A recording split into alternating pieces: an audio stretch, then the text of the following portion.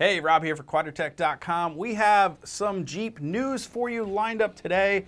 We have good news, we have some bad news, and of course, we have a giveaway. So you want to make sure you stick around to the end of today's video to find out just how easy it is to get yourself entered to win our fantastic giveaway for today. But we're going to go ahead and get started with the good news.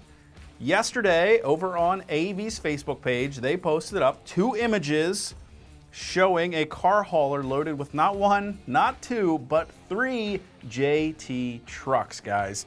Now, these were all sporting the typical mule garb, head to toe, covered up so that we could not see any details of the trucks. Nothing really new here. We've seen these running around the streets for a little while now in disguise, doing testing and things like that. But the interesting thing about this is not that there were 3 JTs loaded on this car hauler, and not that AEV captioned it with, well, look what we spotted.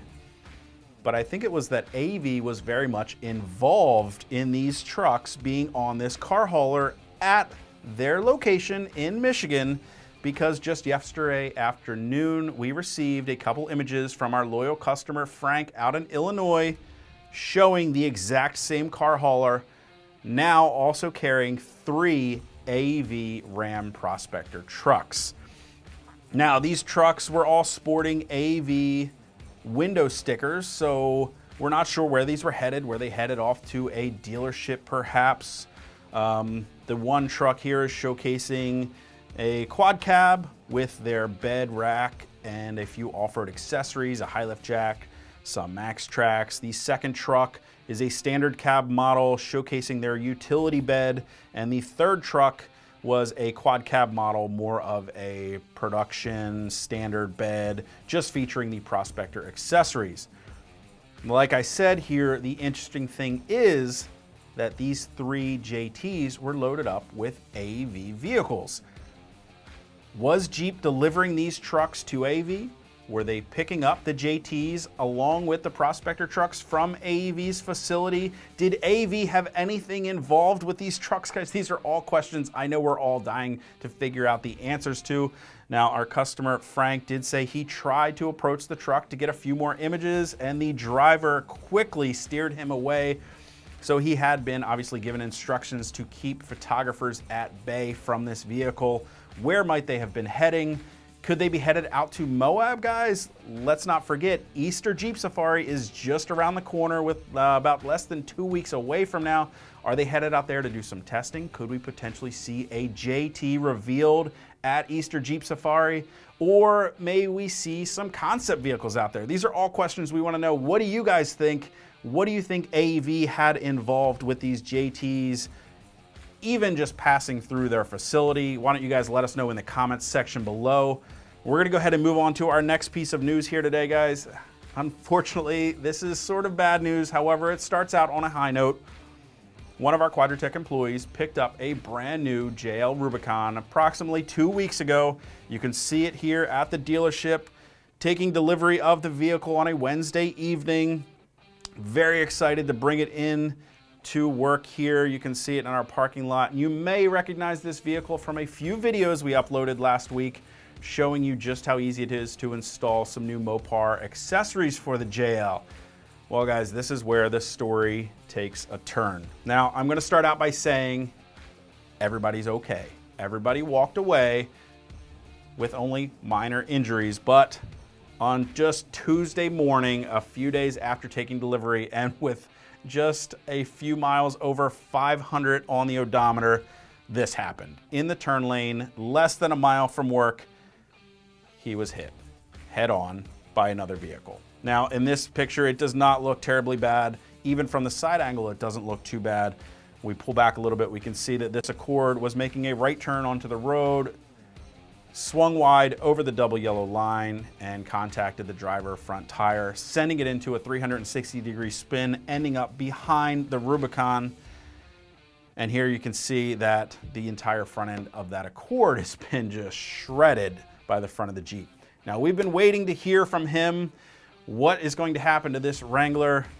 Could this be the first JL in the United States that has been totaled in an accident. Are they going to fix it? Well, we got news yesterday, guys. It's gone. It's done. The damage was just too severe. Here we can see it sitting in the tow yard, and it starts to become more apparent just how much damage this vehicle received with taking that impact to the driver front wheel. Once they got it up on the lift, you can see some clear damage to the axle. The fender flares become detached from the vehicle.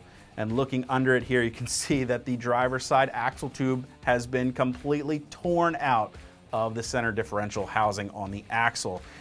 Now, it shifted the axle underneath the vehicle by probably almost a foot, bending the driver control arm like a pretzel into a almost 90-degree angle, bending the shocks, creating other damage to the suspension, the driveline, and then like a domino effect right through the chassis of the vehicle. It actually cracked the engine block, the transmission, cracked open the transfer case, and then tweaked the frame a little bit. We can see all the damage here, how the body is not sitting correctly on the frame, the rear bumper is not aligning, the damage to the rear wheel.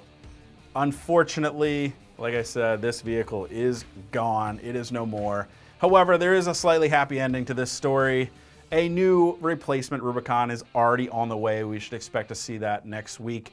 Now, our employee did go post this up over on JL Wrangler forums. If you guys want to head over there, you can check out the full thread.